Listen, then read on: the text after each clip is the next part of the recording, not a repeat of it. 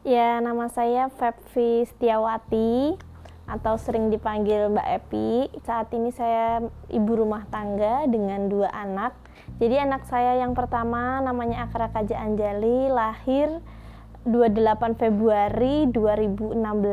Kemudian tidak genap 2 tahun, dia sudah punya adik yang lahir pada tanggal 7 Februari 2018. Jadi Haikal terlahir memang dalam kondisi yang spesial, yang beda dengan yang lain.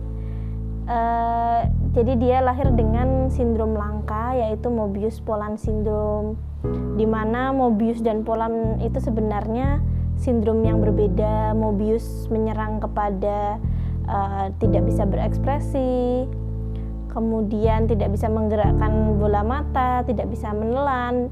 Sedangkan Polan syndrome sendiri itu yang menyerang di tangannya jari kanannya tidak terbentuk, yang juga otot dadanya juga tidak terbentuk, seperti itu. Saat usia 7 bulan baru ketahuan kalau di dalam otaknya ada cairan, atau kemarin suspeknya didiagnosa hidrosefalus saat umur 7 bulan dalam kandungan. Namun ternyata ketika dilahirkan ya lebih dari itu, seperti itu. Sangat tidak disangka ya ketika benar-benar saat proses sesar ada salah satu tenaga medis yang juga kaget, tangannya gitu. Terus saya yang belum melihat juga, loh ada apa ini dengan tangan anak saya gitu. Setelah IMD ditaruh di sini, Haikal itu ingin menunjukkan kepada saya gitu. Tangan yang sudah ditutup itu berkali-kali keluar dan menunjukkan mencari ibunya, seperti itu. Perawat juga udah nutup lagi, terus dia menunjukkan. Di hari pertama, hari kedua mungkin saya belum bisa dalam artian menerima gitu. Saya masih melarang semua orang yang mau foto Haikal gitu. Jadi masih yang cukup saya yang tahu saja kayak gitu. Mendengar banyak orang berbicara, banyak orang berpendapat, banyak orang harusnya diginikan, dan seperti itu. Dan kadang memposisikan saya sebagai orang tua menjadi sosok yang semua karena kesalahan saya itu anak saya bisa seperti itu. Itu memang saya tanpa perlu didikte bahwa saya salah. Seorang ibu yang memiliki anak spesial itu pasti sudah memiliki merasa bersalah gitu. Kalau sekarang jadi sesuatu yang saya rindukan. Ketika saya harus menemani di rumah sakit, berlari-larian di IGD untuk menyelamatkan nyawanya, itu dulu memang sangat berat gitu. Karena saya pengennya kita di rumah saja, kita mainan di rumah gitu. Tapi ternyata ketika sekarang sudah tidak saya lakukan lagi, saya merindukan masa-masa itu. Keseharian bercanda dengan kakaknya itu yang menurut saya bisa menjadi momen terindah sih selama Haikal ada di dunia ini gitu. Kalau saya sedikit kronologinya, itu hari Kamis kita sempat ke dokter gitu. Dokternya untuk mengecek luka, dia kan ada luka dari mulut sampai perutnya gitu. Saat dokter itu cek, ternyata luka itu masih ada. Jadi ini mungkin rasa sakit yang dirasakan anak saya itu berpuluh-puluh kali lipatnya dari mah, dan titiknya pun nggak sedikit, ada banyak titik yang sudah tergerus gitu. Jadi sebenarnya anak saya itu walaupun tidak pernah menangis karena memang dia tidak punya kemampuan untuk menangis kencang, dia itu sebenarnya lagi kesakitan pada saat hari Kamis itu gitu.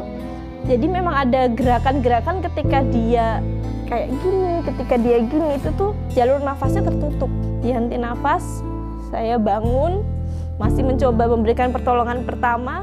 Sudah sampai di pintu rumah sakit itu, saya sudah megang kakinya, itu sudah dingin gitu.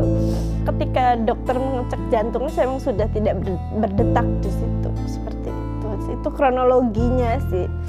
Setiap hari, setiap detik, ketika mengingatnya itu ya saya kangen, seperti itu. Bahkan ya mungkin yang beda adalah bagaimana cara saya mengekspresikannya.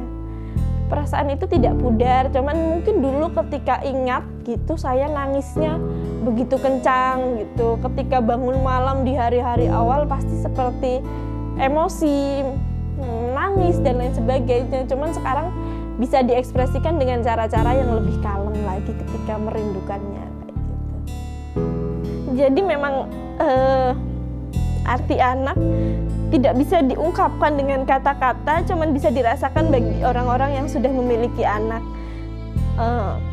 Dia benar-benar bukannya menuntut kita, tapi memang jiwa ini tergerak untuk melakukan semuanya untuk mereka gitu. Bagaimana mereka bisa bahagia. Memang ini ya cara saya, yang saya lakukan ini adalah ketika saya sakit, saya terus sakiti. Ketika saya merasa sedih di bagian itu ya saya harus sedih terus. Ketika saya telah terbiasa dengan rasa itu, lama-lama istilahnya kebal kayak gitu.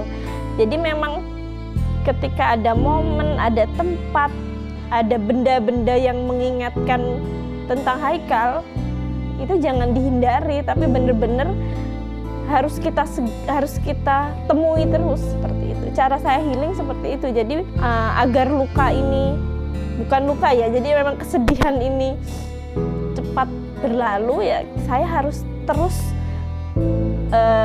melakukan itu seperti itu. Saya mendapat telepon dari beberapa teman bahwa mereka membutuhkan susunya Haikal seperti itu. Akhirnya beberapa hari Haikal meninggal itu saya ke rumah sakit itu lagi gitu. Walaupun memang di pintu rumah sakit pasti saya sudah nangis gitu. Banyak teman-teman Haikal di sana yang membutuhkan bantuan. Akhirnya saya gunakanlah sisa waktu saya ini untuk bagaimana saya bisa berguna, bermanfaat, dan Haikal pun yang sudah meninggalkan banyak ilmu, meninggalkan banyak pengalaman ini juga bisa bermanfaat seperti itu. Akhirnya sekarang kegiatan saya diisi dengan bagaimana menolong teman-teman Haikal yang membutuhkan bantuan seperti